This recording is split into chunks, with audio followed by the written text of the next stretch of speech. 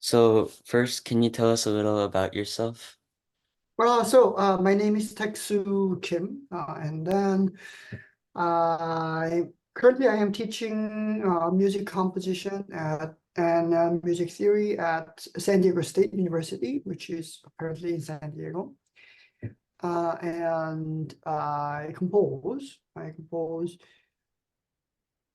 based on commission these days, and um, I majority of my pieces are for instruments, like instrumentalists, large ensembles like orchestra, especially, and but also lots of chamber music.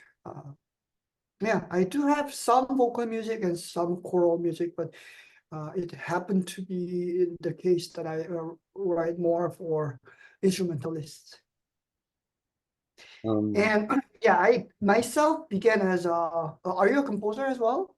no, no. I'm just interested in No. contemporary music. Mhm. Sure. Are you, do you play an instrument? Yeah, I play the viola. Mhm. Oh, great. Yeah.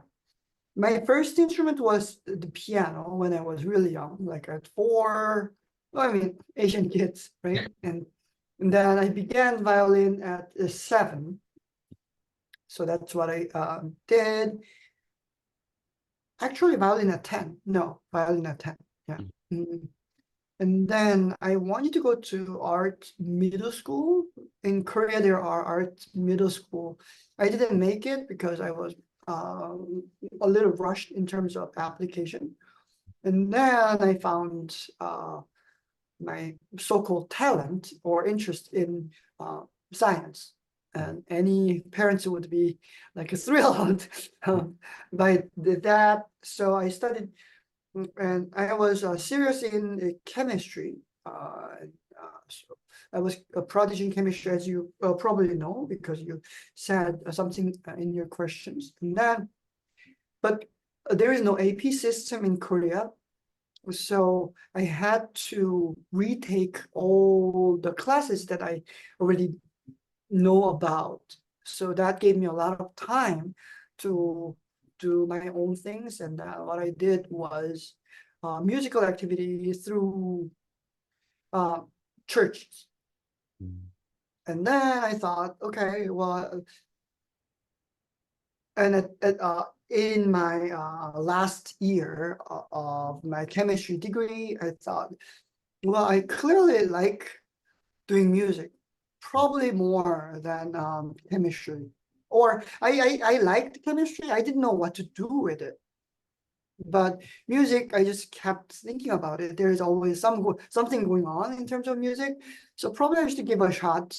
And then I tried multiple things. First of all, I wanted to be a jazz musician. It didn't work out. And then I realized I should probably at least study first. That's when I um, began taking music classes. That's how I became a musician. So, um, your music is often like described as fun, sophisticated, and culturally connected. So how do you balance these elements in your composition pieces? Right. Do you think they are something hard to combine together? Is that why you asked the question? I'm just curious. Yeah. I guess not hard to combine, but I guess it's because like sometimes it's hard to culturally connect things when you're Mhm. being commissioned for so many different places. S- Ah, I see. Oh, that's a great question. Yeah, they refer to different dimensions of my music, right? They don't really align in one plane and then going into different directions. They're just really different. But in terms of fun and sophisticated, uh, I think I'm interested in normal people's life, Mm, partly because I was a normal person, right? And then there are so many of us, not necessarily with artistic background, and then that comes with the facade of fun. because people always think of classical music something very lofty and like some untouchable, and I didn't like about it. And then I would love to do some change, but I'm not like a social justice movement person. So I do it through my music, and then the way I chose was um, make music more accessible and fun. But at the same time, I didn't want to be looked down from my colleagues. So that's why I wanted to make my music more sophisticated to show that I am a capable person. And then the culture connected. And if I gather my inspiration from ordinary people, that comes with a culture. And those came from um, my experiences, basically, right? And so that's why, well, it says culturally connected, but it's mostly like a Korean culture or Western culture that I received from a lens of Korean person. And then, yeah, commissioners, they commissioned me because I am the one who writes music. So they know what I'm gonna write. Like um not that they know the products, but they know what I'm interested in. So, like you said before, your works have been performed by a lot of orchestras and ensembles worldwide. So, how do you adapt your compositions to, suit such a diverse range of performers? Right. I don't necessarily change my interests, right? Because that's who I am. But the only thing I change is the difficulty level. Mm. And different ensembles have different strengths. Some ensembles are way more skilled in terms of technicality. They can play anything. Some people are great in expressing stuff, their emotions, and delivering them to audience. Some of them are not necessarily great performers, but the most adorable people, right? So that's probably what I consider the most in terms of what's the strength and then what's the organization um, looking for in terms of their values. Mm. So, in your experience, how has the integration of AI and technology impacted contemporary music composition and education? Wow, I don't see that question here, right? Oh, Is it a new edition, AI? yeah. Oh, great.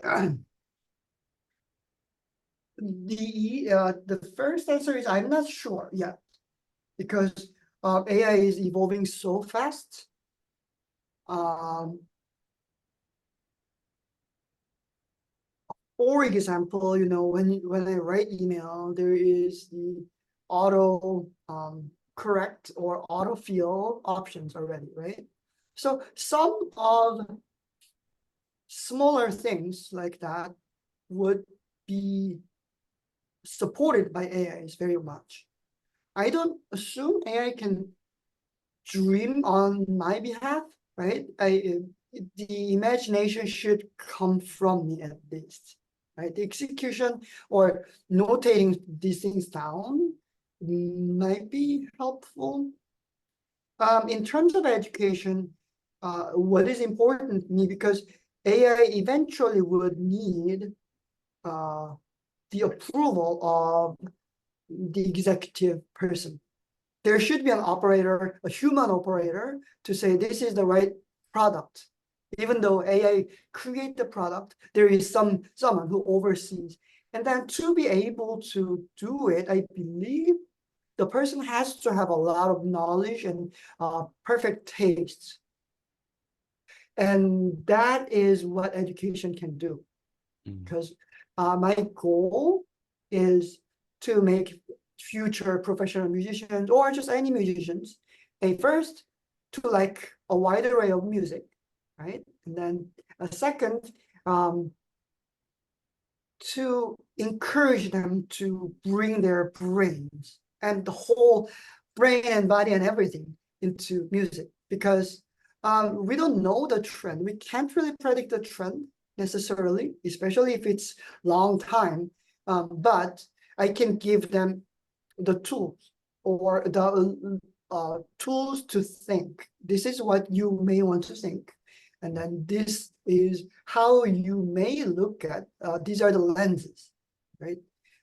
So that's what I'm trying to do. And combining education and AI, that would be my answer. Mhm. So, is there a piece of advice you wish you had receiving as an emerging composer? Sure. Being in being an expert in any field means the person will devote a lot of time. Yeah. So being a composer is not an exception, or being a musician is not an exception. It takes a lot of time, and but it feels like a sprint, daily sprint, but it is eventually a marathon. And when you're younger, it's hard to even imagine, right? Because of your um, lifespan at this point. But I hope they can remember that they would do this for a long time. And then, so if something is stressful, it's fine. In a long shot, it's just a passing event, right? So I hope they remember that. And then, there are only so many things they can do. It sounds like a lot of people, or some people have a lot of achievements, but it's not infinite. So,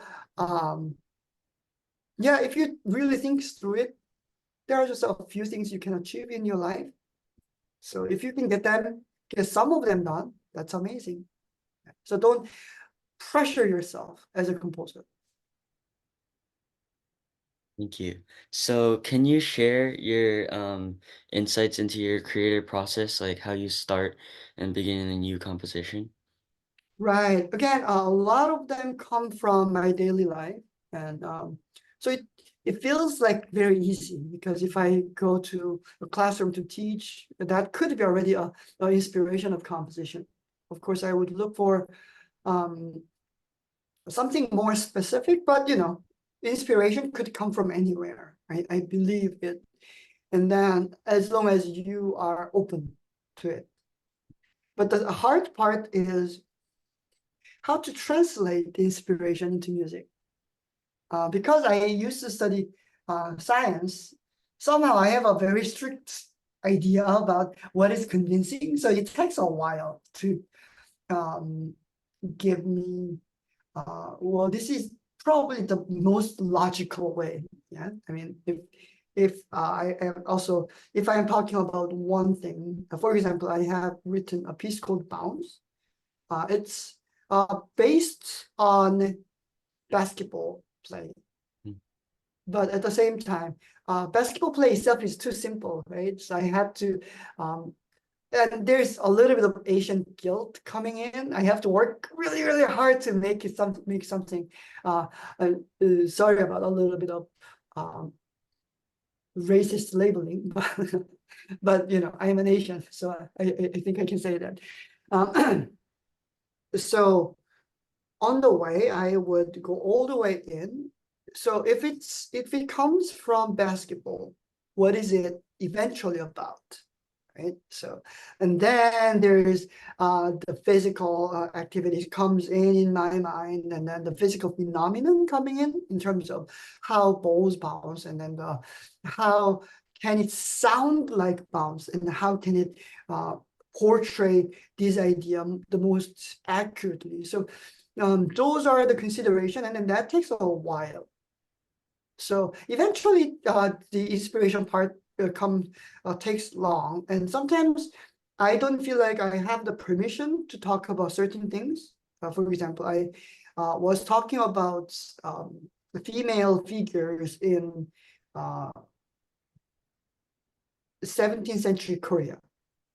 And then, well, 17th century Korea, I can research on the things, but at the same time, female figure, I'm not a female identifying person. So am I even allowed to do it? So that takes a lot of time. Mhm. Yeah. So, and then after that, it's all crafting, just write things down. It almost, Do you paint? Sometimes, yes. Sometimes. Watercolor and the oil painting are different. Oil painting, you can go further and further. You can just put it over and over and then make more detail in that way. And that's my process. I just write some general idea, and then so that I can have a big picture. Then I detail those things and detail further, further, further until I feel like, okay, this is done. Mm. So, how do you believe that contemporary music can be made more accessible to a wider audience? Are there any like specific strategies? Um, I personally, as I said, I personally try to bring topics that are more relevant to a lot of us. Basketball, for example, and that's not necessarily only for musicians, right? And or artistic people. And also uh, nowadays there is this trend slash movement to incorporate voices of diverse musicians and composers. And I think that's very healthy, and that's where it's heading. And because of that, there will be a larger audience who could feel like they are part of classical music. Um, well, yes, for example, a lot of Asian people again feel more familiar with orchestra music, partly because they have their parents or their parents' friends or some people who are in the orchestra, right? So it took almost half a century, right? From no Asian people in the orchestra in the US, and then now there are a lot of them. So population means a lot, population change. And then now it's probably the time to actually talk about different people's stories through music. And that is one of the ways. And then, of course, technology will help us in terms of relevance. And then the collective knowledge would go into the executive directions at some point about like, oh, this is important, and then this is the way to go. We can use them as a tool as well. And also another thing is making them short, and then something that you can put on social media for a minute. Why not? Platform. I think we don't have to limit ourselves in terms of platform. And soon the social media will be, I assume, will be associated with VR. So then, yeah, there is basically no limit. Mm. In your opinion, what are the biggest challenges faced by composers and performers within the music industry today? Mm. There are just so many of us. Mhm. So competition, the volume of competition has increased a lot. Uh, I'm not 100% sure about the decline. I don't think it's a matter of decline and the funding, because I think we're not necessarily nationally going down with funding and resources, but that's not how individuals might feel, because there's just so much competition going on, and then everyone wins, everyone loses, and that's very stressful to a lot of people. And so that is the biggest challenge, to stay calm for individuals. And then as a group,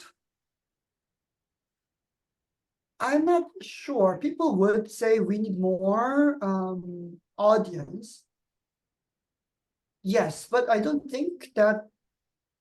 translate that into we have lack of audience. When we say something is a problem, that means something is wrong. We might have smaller pool, some narrow pool of audience, or there is but we don't have to see it as a problem, but we see as more opportunity, right? There is a room for growth, room for expansion. And finally, are there any emerging trends or movements that you believe will impact this genre positively? Well, as I said earlier, the more diversifying the voice of composers, and uh, there is also a trend of um, bridging different genres. That is also great because that would also open up classical music to those who haven't really digged in classical music, right? And lots of pops concerts are happening. It's not like a real current trend, but it has been the trend for a while in the orchestra world, which is a very good way to embrace people who are not necessarily um, concert goers of classical orchestra music. And uh, the globalization and also all this, let's say not decade, but all these exchanges on YouTube, for example, so many performance videos that is established trend at this point, but that opened a lot because that means that also shattered a little bit of hierarchy in terms of classical music because now it's not necessarily about the name. Of course, there are still so many um, videos of Beethoven performances, but at the same time, uh, anyone can put their music out. So in terms of uh, the outlet of it being available to music creators, I think the increased opportunity, while it might increase the competition, I think it's still a valuable thing. Thank you so much for the great Yeah. responses.